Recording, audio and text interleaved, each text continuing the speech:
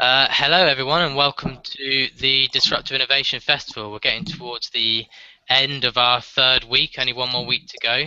Today we've got an open mic session provided to you by Innovern. It's back to the future, but not in the film sense, but rather a look at collaborative and circular commerce. We've got some really great speakers today, and I know they're really interested also to have your input in the discussion. There's really two main ways in which you can contribute to that. The first is by the Google Hangout chat function, which is what you'll see it on the right-hand side of your screen or in the bottom left-hand corner of your video, and that's where you can submit questions, which I know we'll have some time to address at least some of. If you don't have a Google account, you may need to use Twitter, which is via the ThinkDiff hashtag. So just put the ThinkDiff hashtag on whatever question you have, and I'll also feed them through to the team. But without any further ado, I'm going to pass over to Chris Hoskin, who will be leading this session. So thank you, Chris, and thank you to all of our panelists for being with us today.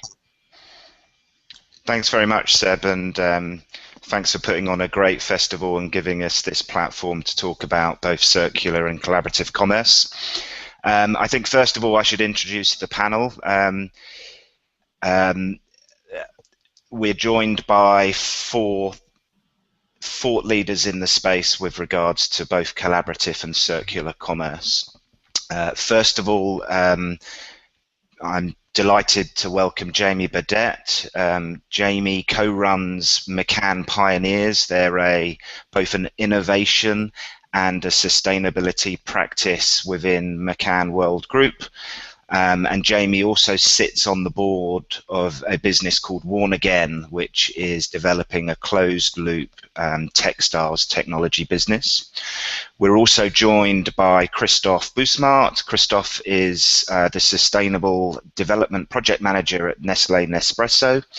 His entire career has been immersed in innovation. He has to his name over 20 product patents, new business model development, all around sustainability, and his perspective is really about driving better social and environmental performance right now at Nestlé. Ava Carlson joins us from Houdini Sportswear, where she's the CEO. Houdini is a great company. They're not a big company, but they certainly aim to be the best company in sports apparel. Their products are known as addictive by their customers. It's a small business that is innovating at a rapid pace. So they introduced Houdini Recycle in 2007. 65% of their products are cradle-to-cradle products, and to extend product lifetime even further and exploring resource efficiency, they've launched Houdini Repairs, Houdini Reuse, and Rental. And just this year they opened possibly the world's first sustainable store. And finally, my boss, I'm delighted to welcome Julian Thomas. Julian is both the founder and CEO of Innovern, who are the sponsor of this particular session. Julian really is a technology and circular economy pioneer. Our platform helps large brands design, develop and implement closed-loop systems, circular commerce, rental solutions, yield optimization and returns management. So a great panel, and on to the session. Essentially, a new breed of commerce pioneer is emerging. They avoid linear business models, they retain ownership of their products, and in many ways they act as a service provider. They provide access to those products or services as opposed to selling that product in the normal sense. And some of those companies are establishing very efficient take-back systems that are disruptive in and of themselves. Some of the business models in this space are lease, hire, rental, which are not new concepts. So we're asking the question, and I'll perhaps start with you, Jamie. Are we simply on a journey back to the future of commerce with some of these circular and collaborative commerce solutions that we're seeing today? Yeah, I think it's a combination of going, as you say, backwards and forwards. So Back to the Future is nice. I think I had a look before we came on air, and the oldest reference that I could find to leasing was from 2010 BC in Egypt, where they used to lease plows to the farmers because the farmers couldn't afford them. So kind of leasing isn't really a new thing. And I think as we progress through the recent history in neoliberal economics and the rise of the consumer, credits become available. So people have been able to buy expensive products, which normally would have been leased in our history, perhaps my grandparents, and certainly my mum's. I remember kind of like buying TVs and stuff through radio rentals. So this isn't a new thing. The thing that's new, I think, is two areas. One is the value of resources. So instead of you owning the product, like the Houdini clothes, or certainly the clothes that we're trying to do with Worn Again and some of the companies that we're working with at McCann, they're now looking at, well, we will own the resources. The resources will actually stay on our balance sheet as a business, and then the consumers will have the product as a service. And the transactional capacity that the computer in everybody's hand has introduced makes those service models very simple. So for me, it's a combination of the value of services, all sorts of new technologies, and using a really old model in a very, very new way. Thanks, Jamie. Christoph, would you like to add something to that? Maybe talking about product as a service or services as a service?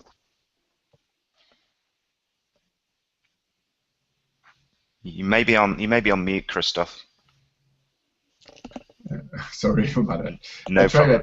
In case of the product I am working for, so a coffee experience, what we are looking at is really to deliver the right coffee experience to the consumer, or the one he is expecting. And for this, it doesn't need any material thing or to own anything. What he just wants is the pleasure to have a cup of coffee.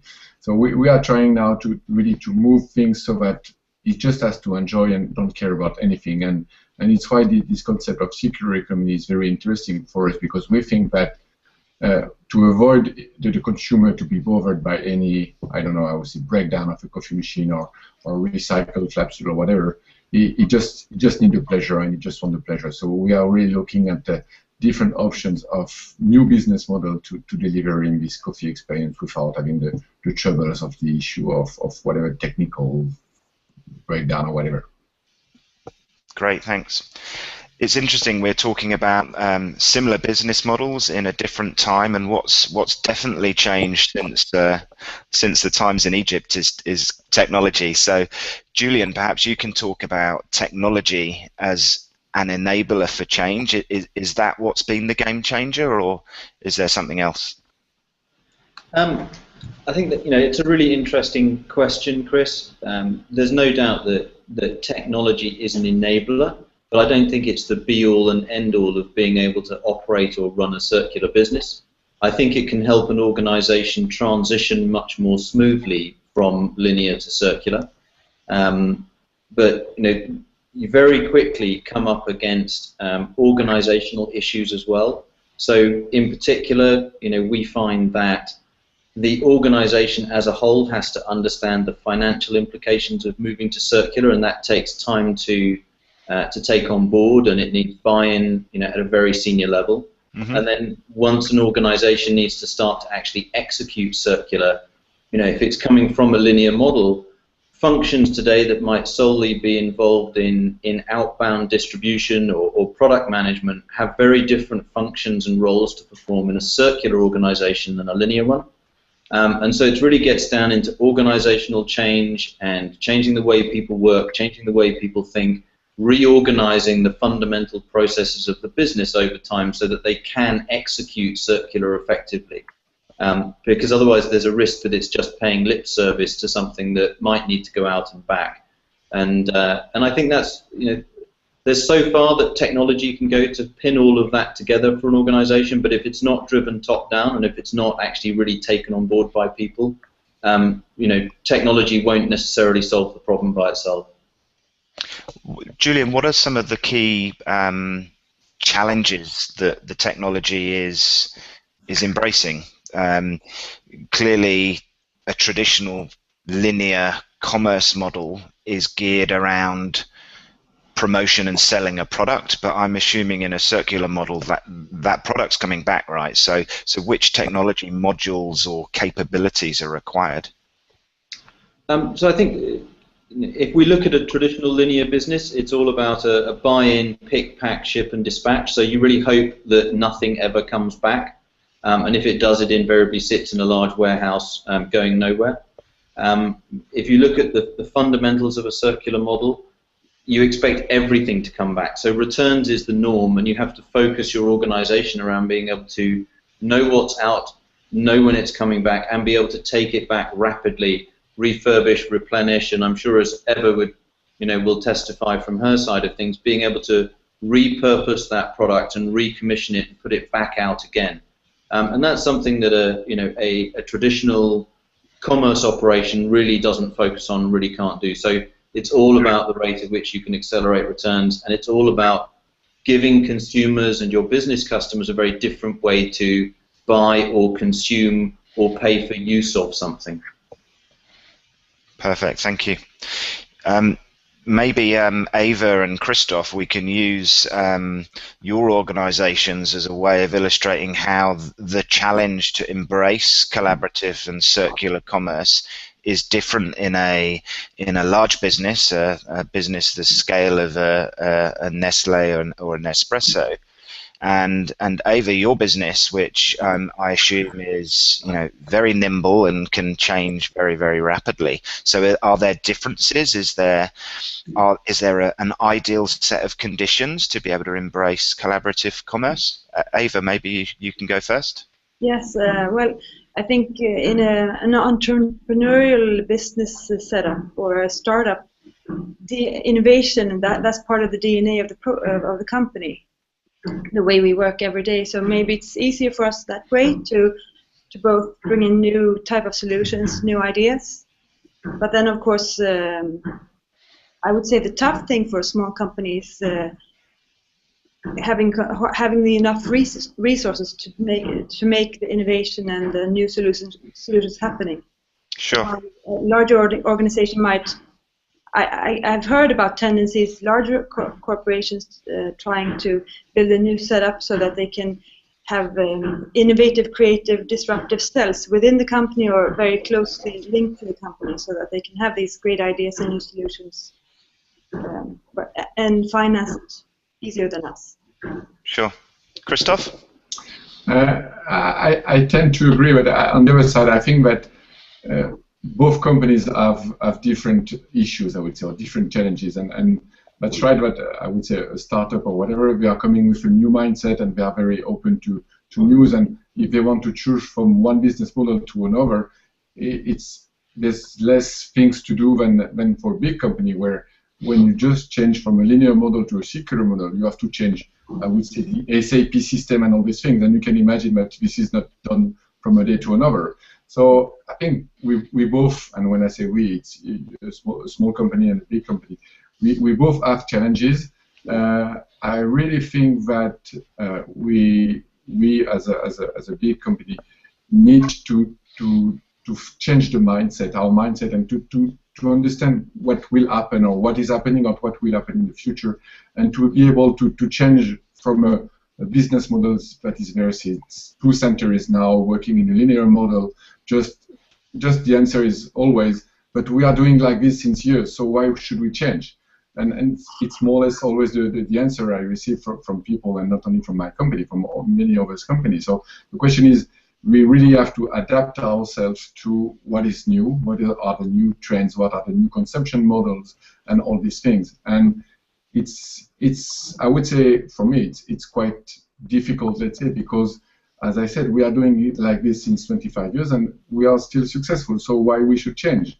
Sure. So it's really, for me, the biggest issue. While in a small company, I can understand it's easier, but on the other side, you have less resources, and you are already working 20 hours a day to already fulfill the current business. So you don't maybe have time to spend on looking and changing things and all things. So that's different challenges, I would say. Thank you. We've had our first question come in for Twitter, and it's probably a good time to address it. So, Jamie, this one's coming at you. Would anyone on the panel be able to tell us what's different about new usage over ownership models compared with the past? I think it's really to do with the word ownership. You don't own something. So if you're leasing a circular economy product, you're basically using the resources that are embedded in that product for the experience of that product. So if it's a coffee machine, it provides you with coffee. If it's clothing, it provides you with warmth or fashion.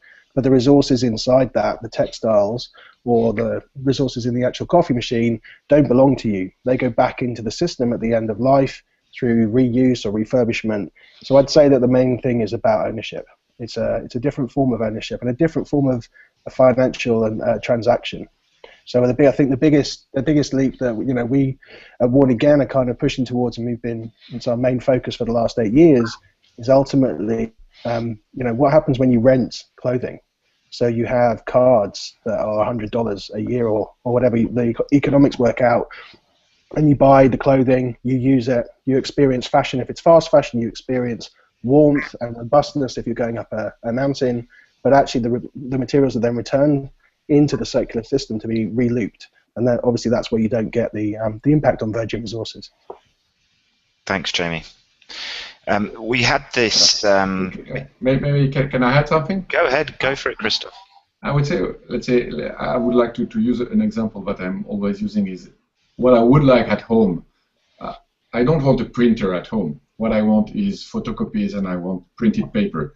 So I would like to have a business model where I am paying 10 cents per print, but not owning the printer, not owning the cartridges and all these things. So I just pay for the use, 10 cents per print. So HP will invoice me at the end of the month for 50 pages, €5, and that's all. And they just care about, they have to care about that the printer is working well, but the cartridges are still full of ink and all these things. And I don't have to bother about anything else than just having good quality of prints. That's how I see the new business models, this non-ownership business model. Thanks, Christoph. And I think there lies the challenge, I guess, with a large organization that by its very nature is organized around net profits and unit sales in the traditional sense. And so you have the challenge of I think Jamie's used the phrase in the past, linear, almost bumping into circular within an organization. Let's move on to the next question. It sounds like similar to a large IT project of the past or business change programs that we have today, that education plays a key role. Stakeholder buy-in from the top of the organization, is that true of collaborative commerce and circular commerce? Julian, perhaps you can tackle that. Well, I'll certainly start us off. We look at things from a very commercial perspective. So in order to get anyone to actually buy into the idea of circular, we really find that the first part of what we're doing is highly educational. So we're taking a message out to a linear business that may have no comprehension of the term circular or what is really meant by circular economics, and we are educating our audience and our potential customers and the people in those organizations that there are aspects of what they're doing today that are in fact circular in some form or nature. So we talk about the business models, we talk about changes to revenue, we talk about changes to inventory and input costs, and we talk about increased margin and the way in which a recurring revenue model drives up shareholder value.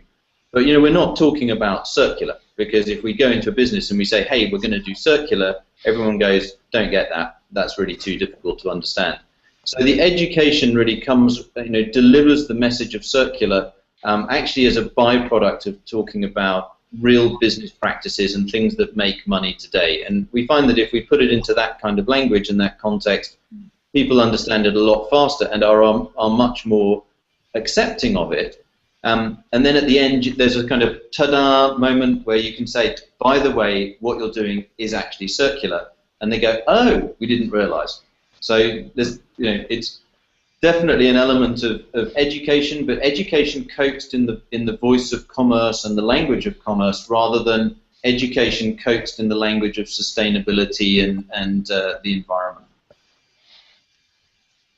Excellent.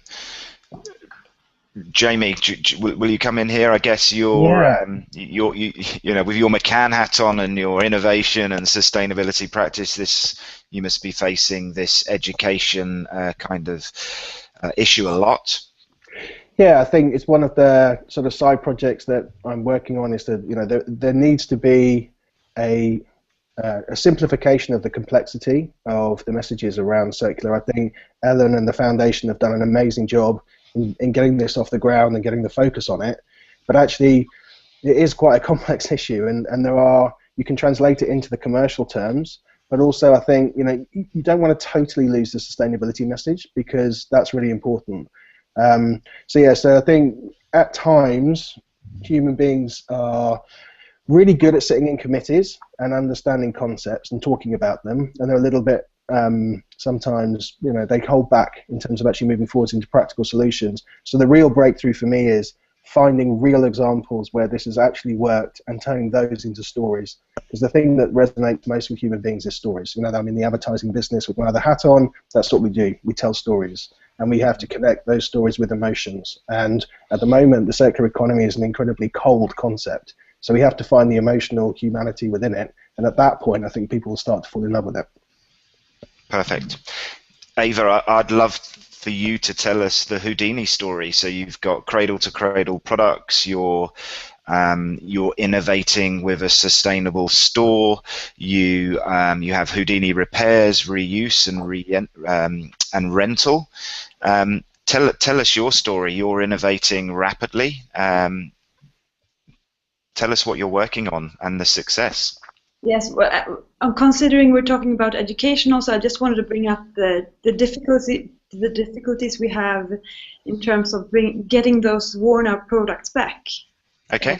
It's something we have a change of behavior that everybody has to do.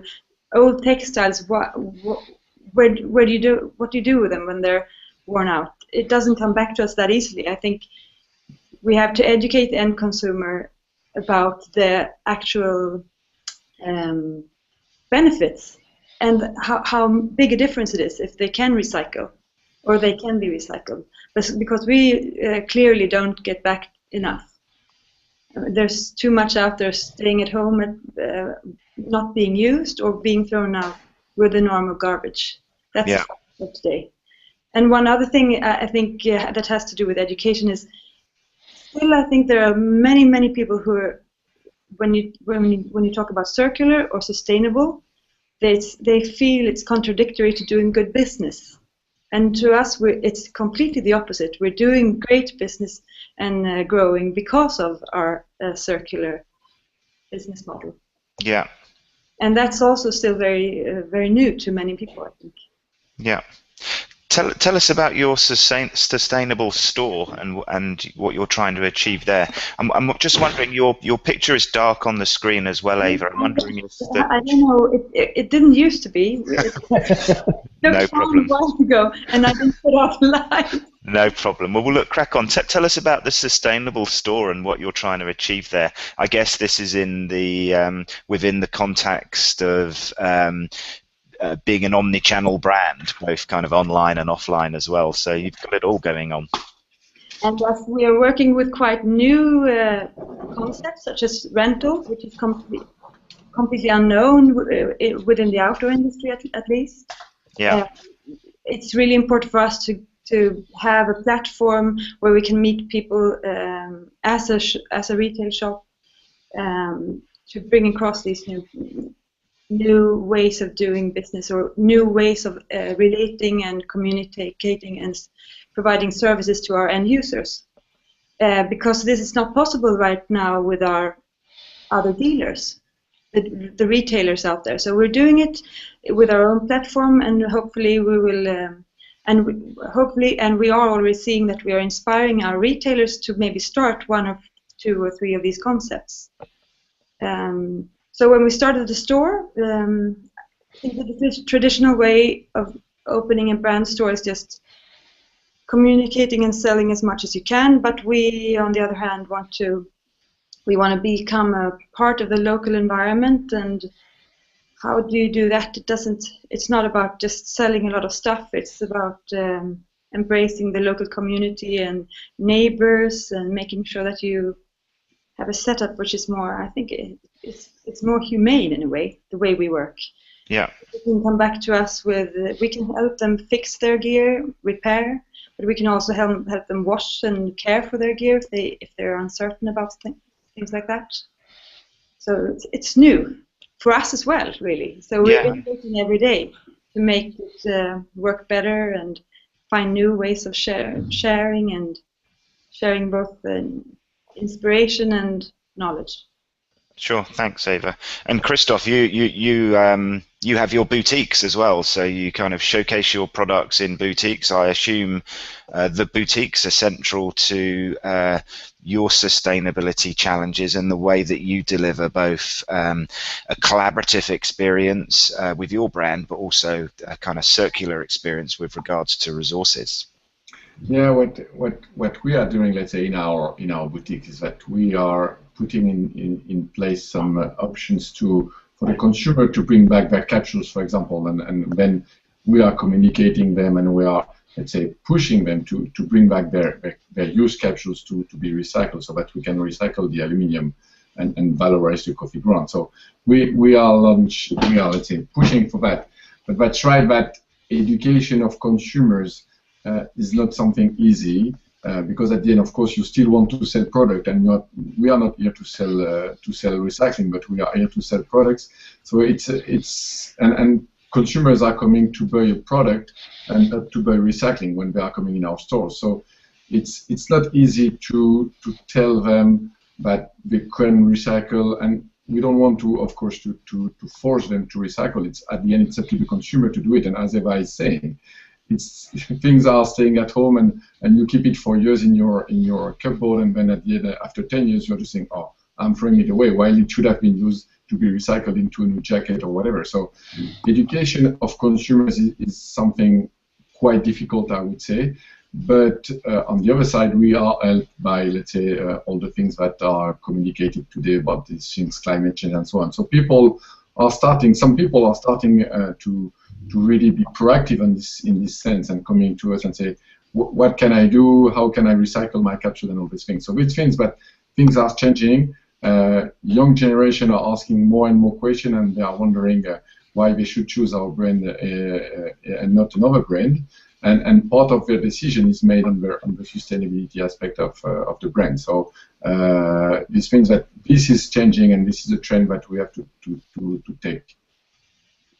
Thanks, Christoph. I think this topic of do we wait for consumers to drive demand for new business models around kind of hiring and renting and leasing and effectively using as opposed to owning products? Do we wait for that consumer kind of change to happen, or do we drive that change ourselves? Is a really interesting topic where I guess the clout of a large company versus the clout for a startup, they have very different challenges. Jamie, maybe you can talk about that. Yeah, it's kind of the elephant in the room. It's very interesting when you talk to big brands about this. The question of, do consumers care enough yet? The research that we've done certainly is a little bit depressing on that front, but I think that's possibly a generational thing with where the money is at the moment. But the money is going to change. So your famous millennials that are here to save us are coming in slowly in terms of the consumer markets. They do have a wider aspect and a deeper aspect for sustainability.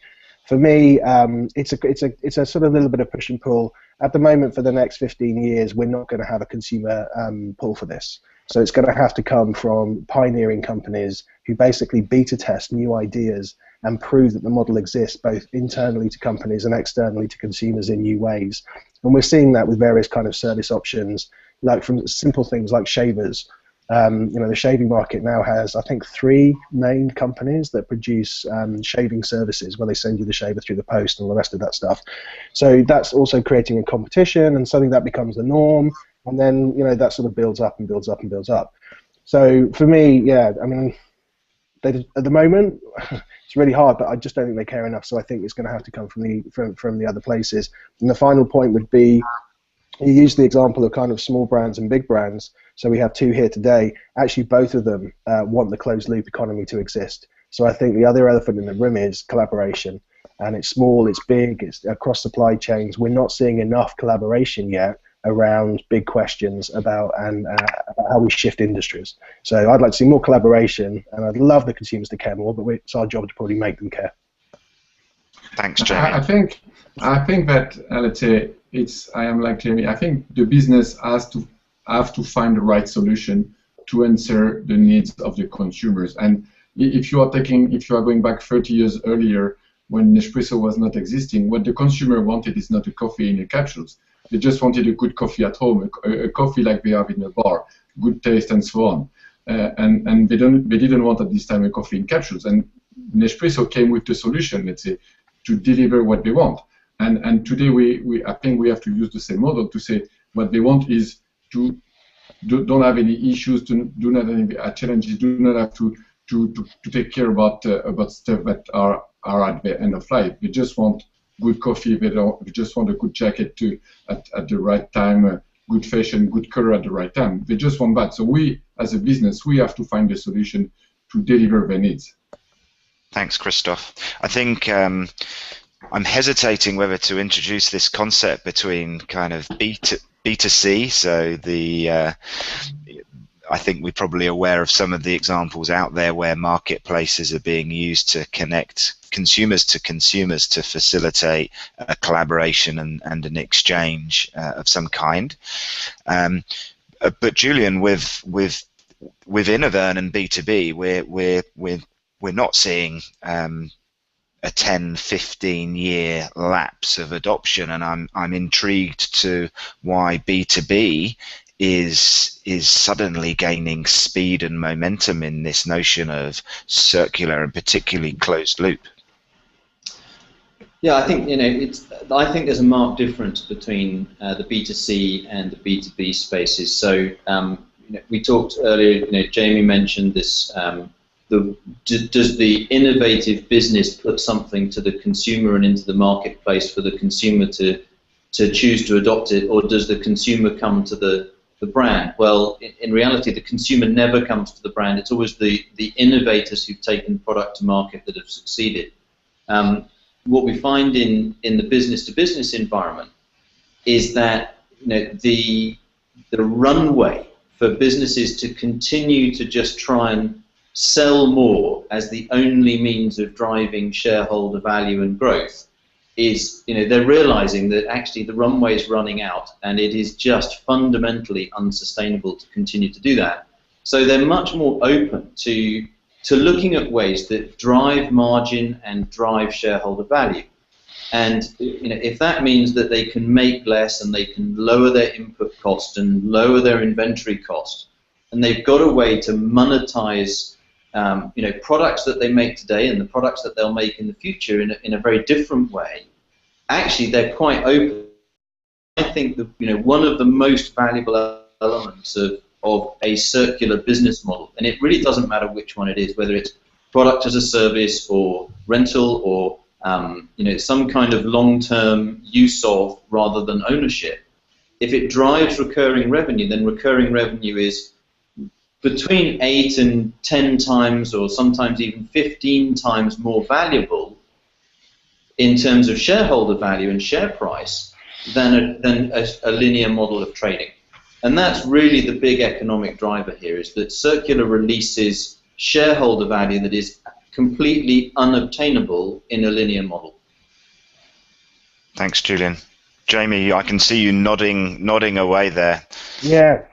I think I was nodding because I'm in agreement, and then the other bit of my head's going. It comes back to, I think, one of the previous points around education, and you can take sort of these figures sometimes to the boards of companies outside of the innovation departments or the impassioned sustainability departments, and show them that they'll get recurring, revenue rates, not necessarily in your clients' cases, but certainly in the stories I've heard, and they'll still look at you as if you're mad, because they don't. It's such a new model. They cannot literally move their heads and say, why would we adopt this entirely new system? I'm going to have to change my procurement process. I'm going to have to completely redesign my supply chain.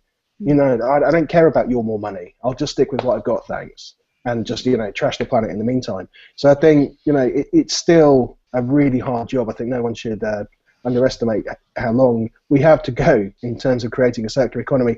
Although the positive side is what we've got used to as a culture, and certainly it's happening a little bit more in businesses, is things change at a ridiculous pace now. So between years and things can happen very, very fast. And I've said it before, but I do think the moment we see a big company adopting circular, communicating it properly with a genuine case study, and it proves it with real money, this thing will just, it'll fly. But we still, unless anybody else has one, I can't think of a big brand with a big play doing circular yet. Yeah, I think I don't know, Christoph. Sorry, you go ahead. Yeah, no, I was thinking, because we were talking about B2C and B2B, and of course in B2B environment it seems, I won't say obvious, but it's easier. But if you are thinking now in a B2C environment, and I don't know how it's happening in the other countries, but in France, for example, your TV box or your internet box you have at home, it's not something you are owning. You are just paying €3 per month, and you I would say you just rent it. And if it's broken or whatever, you just call and in the cities you receive a new one, because what they want you to have is access to internet, access to the TV, and so on. So. And they are not selling it as a circular model, while I know that the one I received last month, because mine was broken, was not a new one. It was just a refurbished one. And so this means that they have, from scratch, I think, and I was not there, but I think from scratch they have decided that this setup box was going into a circular model, even if at this time I don't think that they were thinking circular, but it was really the model that I was explaining about the printer, or of what could happen with a coffee machine, I would say. Thanks, Christoph. Julian, go ahead.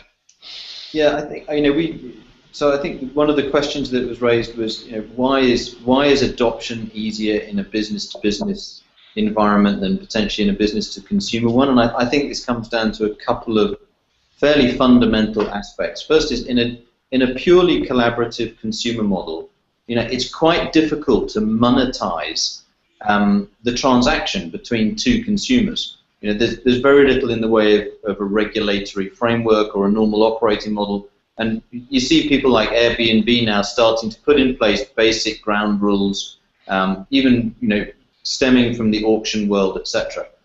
In the business-to-business environment, there are well-established trading relationships between organizations and mechanisms by which things can be monetized. And I think one of the key enablers in B2B is that it's possible to pass a share of the revenue from a collaborative or a closed-loop model back through the supply chain. And the minute you can pass revenue back through the supply chain, actually you can drive interest across the supply chain, and people are actually prepared to do something about it. There's one other thing, which is that businesses don't like volatility.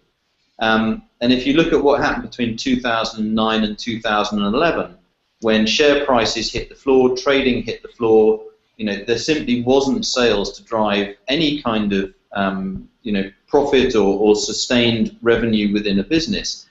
Actually, I think that was a big trigger point. In fact, I think it was a watershed moment, because people at a senior level in an organization are prepared to come along and go, actually, if this is a model that's going to protect us from another big downside in the future, then actually we are quite interested, because we don't want to hit that kind of crash of 2009 to 2011 again. So I think there's a much greater propensity to adopt a recurring type model within business now, because people don't want to hit the floor again. Thanks, Julian. Ava, I'm really keen to get your feedback on this. I know sometimes larger organisations, they will almost talk a different language, and you guys are so agile and so nimble. What's your perspective on this? Well, I'm sitting here thinking that it's a bit of a luxury situation we're in, because we can build the right way from the start instead of trying to reform or reshape into circular. But we have a big challenge, and that's moving the whole sourcing and the manufacturing and transportation cycle, which is in the outdoor industry taking at least 8 to 12 months. And we source maybe a fabric from Japan because they're the only ones in the world that can make it, and then we manufacture in Europe. And this whole model is extremely slow in the way it works. Yeah. With everything happening around us, even we can feel like we're a big corporation because of this, because we are involved with the big players, and we are in a global market. So it's not easy to be that fast in moving, even for us sometimes. Yeah. So we almost have a race. We have a traditional supply and demand world, if you like, and we almost have a race towards collaborative competitiveness. I think that's a phrase that you've used in the past, Eva. Do you think that's fair? Are the companies and brands that win, are they going to be the organisations that are able to collaborate more effectively than their competitors? Yes, absolutely. I don't think you could manage. I don't think you're going to be in business if you don't start collaborating in new ways, both vertically and horizontally. Yeah. Super. Jamie? Yeah, it's the holy grail for me, the collaboration thing, and I think there are two phases. There's sort of a pre-competitive space where you come together to solve industry issues, and then through a collaborative platforms. The competitive space is then just how good are you as a business using, within that industry. And I think there's a friend of mine from IDEO. He tells me this great story about the Japanese car industry way back in the sort of 50s and 60s, and they nailed an awful lot when the Japanese car industry was growing. Aside from gearboxes, and none of them could do a gearbox. And in a very Japanese way, they all got together into a kuritsu, I believe it's called, and sat down and put their innovators together to create the best gearbox they could. And the sum of the parts, without, excuse the pun, of those innovators created an amazing gearbox, and then everybody had access to it. Now, they all made different cars with different brands and within different businesses, but they used the same gearbox because that was the secret sauce in the middle that made them competitive. So that's the same thing for industries around closed loop, around aluminium, or around textiles, which is an area I'm working in. And Eva's absolutely right.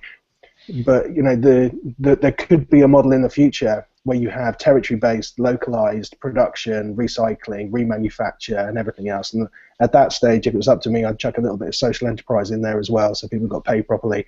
And then you're kind of looking at a transformation of real economics and real business. And at some point, hopefully, that will connect with these, magic millennials, and they'll demand it at the same time as these shifts happen. And then you've got a real change, a real shift.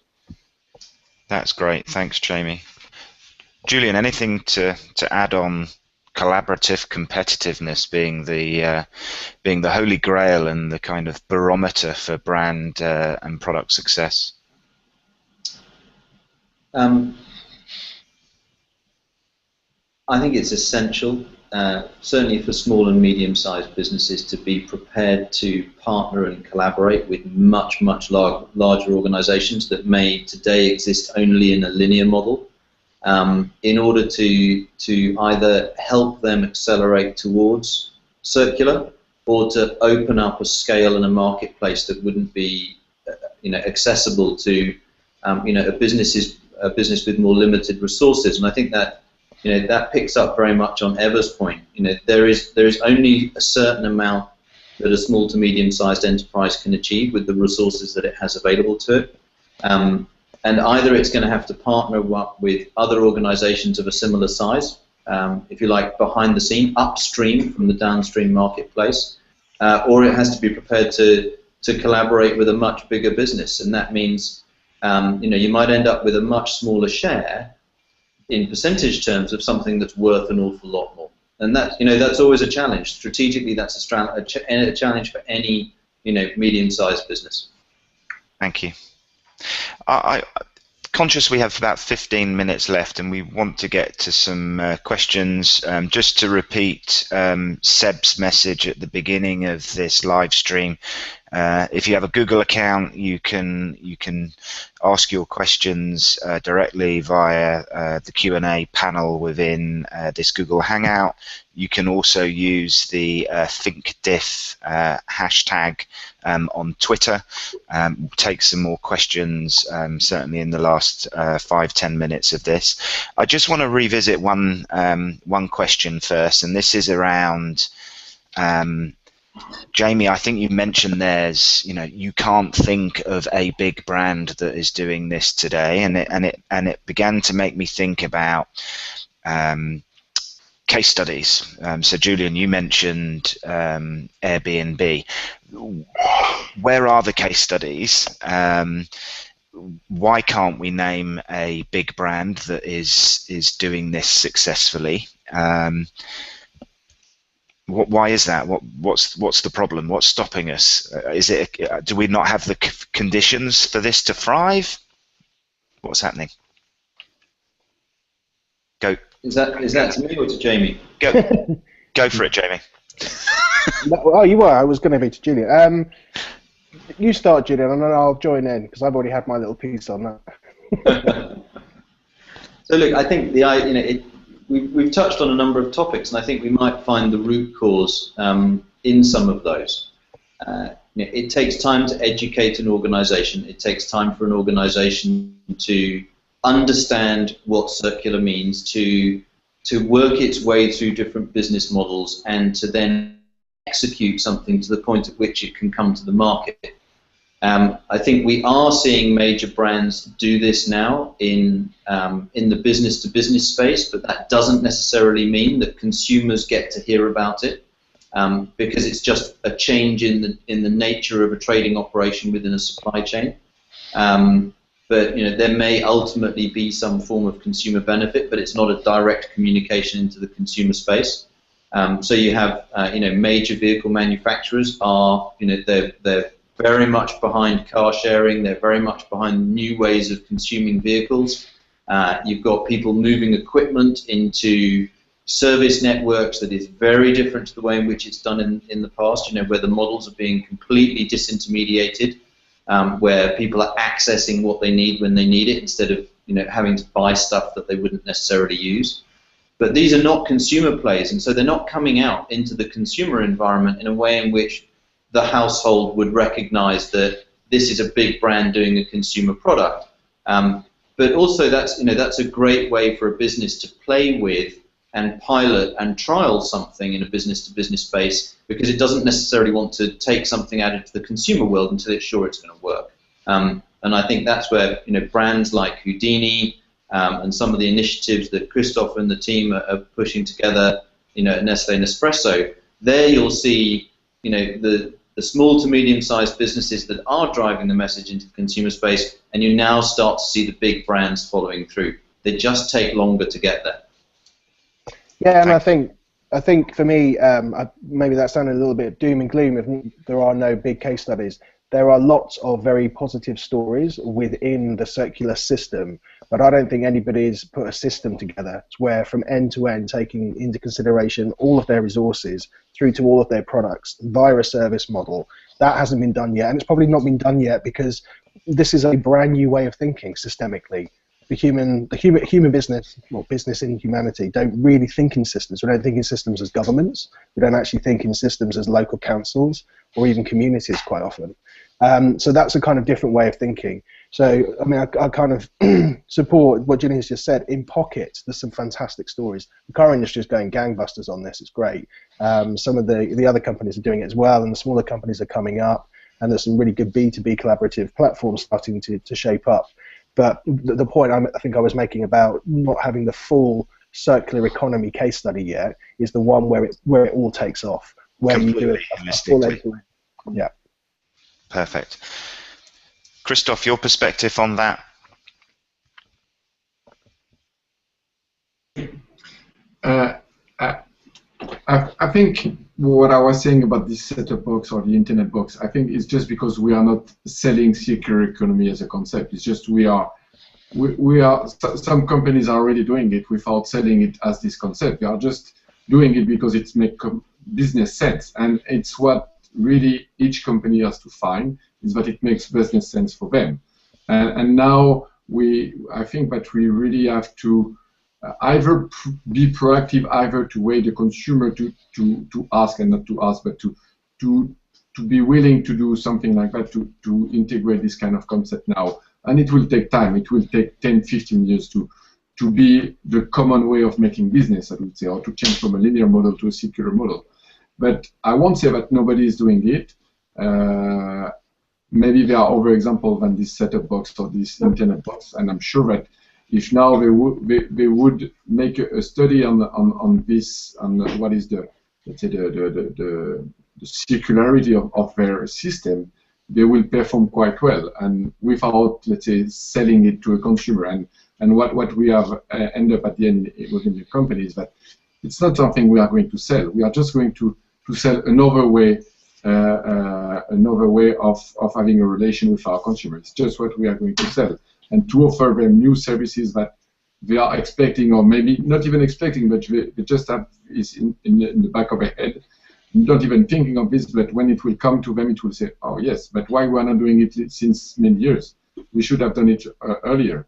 So I think it will take time, and what I wanted also to come back is on this new technologies. I think this new technology and the fact that we are connected 24 hours a day, this will help a lot, because this will help to the reverse logistic. This will help to reduce cost of the logistic and all these things. On the other side, what I think also is that we maybe have to work with politics so that we are moving from labor tax on labor and to move it to tax on materials, because today the issue with this kind of business models that I have seen is that labor is too expensive in our countries, let's say, and it's what is making it's putting some brakes on development of this concept.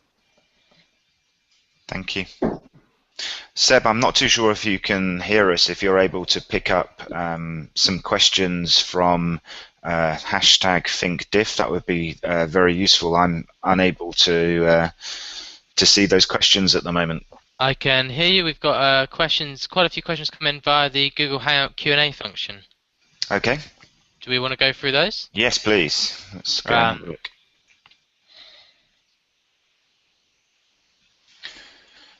So the first question, the model of uses would seem to be well suited to urban environments where access and mobility can be optimized. Would the panel give their views on how this transfers to rural areas? Where's our gamely volunteer there, Julian? I'm gonna drop you in it. I'm not sure that's the best thing to have done, actually, so I'm not sure I can answer it. Is it best suited to urban environments? Access and mobility optimized? Well, is it all about access and mobility, or is it being able to receive something and being able to send it back in order to be able to benefit from it? So, obviously, rural environments, and communities are potentially more cut off, but they're not entirely cut off. They don't exist anywhere in most of the developed world, certainly, without some form of distribution and return model in place. So, should they be cut off? No. Is it common sense that major brands or programs, initiatives are going to try and get into a marketplace where there's the highest potential number of consumers or users of a circular model? Yes, I would have thought they would. So you're always going to see a mobile phone operator launch 4G in a major metropolitan area, and it is always going to have a tail, I think, out into the countryside. I don't think circular needs to work like that. I think a brand can get its goods out of services into the rural environment, used where they need to be used, and sent back and back into another cycle and another loop. So I don't actually necessarily see a big differentiator between urban and rural in that respect.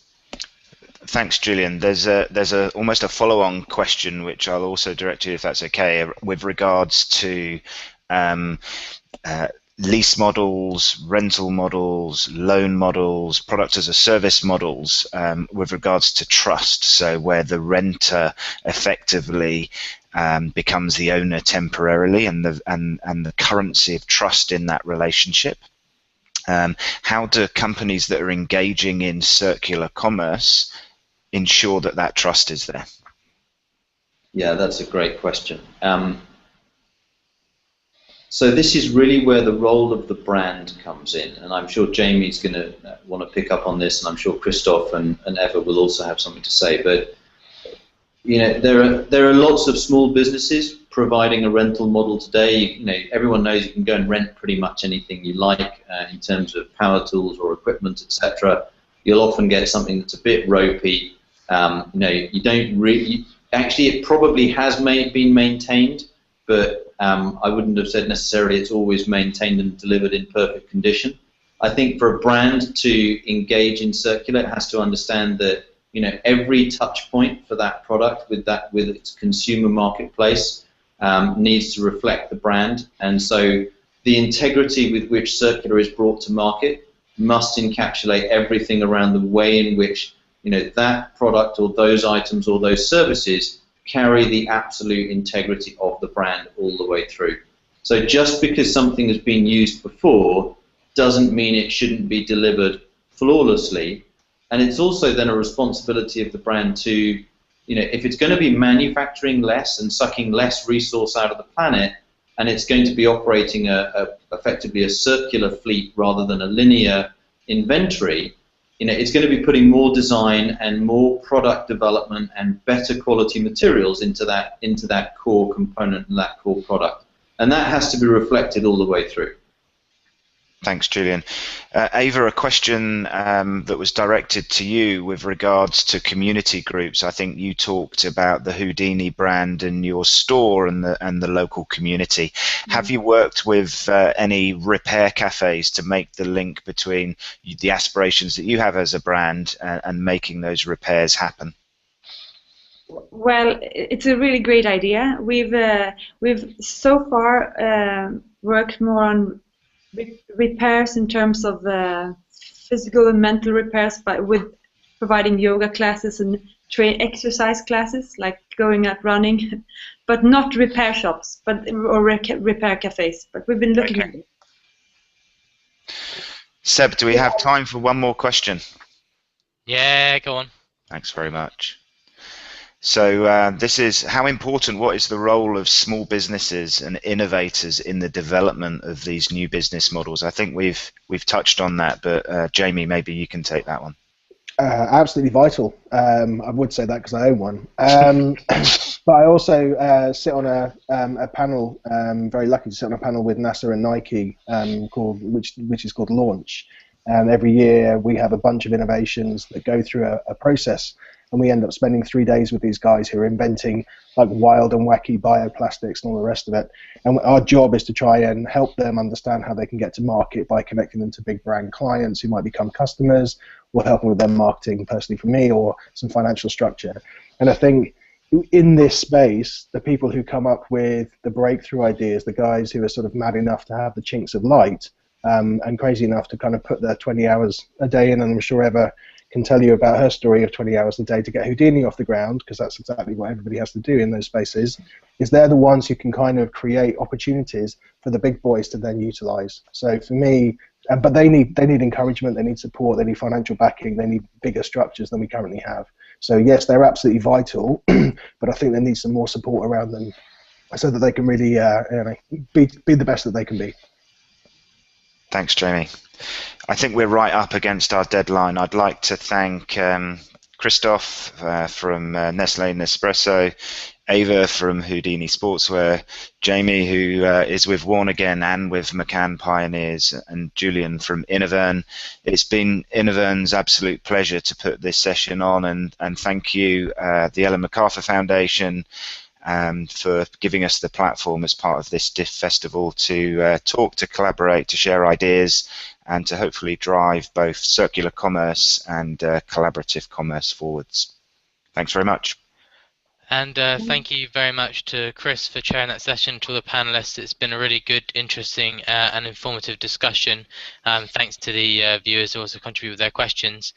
To our viewers, I just want to signpost a couple of sessions very quickly. Right now, starting at 3 o'clock, we've got Sir Ken Robinson speaking on Inspiring a Generation, so education innovation. For those who aren't familiar with Sir Ken, he's one of the leading thinkers on education, and he's definitely speaker not to miss if you can catch that one. And then next week we have our sort of grand finale on Wednesday the 12th of November with 4 leading innovators. We've got Janine Benyas and Michael Paulin speaking on biomimicry at 5 o'clock to 6 o'clock. And then 6 o'clock to 7 o'clock we've got Rachel Botsman and David Rowan speaking on emerging technologies. So that's another set of sessions that will bring the Disruptive Innovation Festival pretty much to a close, although there are 2 more days of jam-packed sessions after that. One more final thank you to Chris and to the rest of the panel. Thank you very much for your time and also for your contribution to the Disruptive Innovation Festival, and thank you all for attending. We've got 1 more week and 1 more day to go, so please keep catching the Disruptive Innovation Festival, and it should be also noted that we've got an archive section for sort of must-see sessions, and I think that this session will be appearing as a part of that, so do catch up on any sessions that you've missed. Thank you all.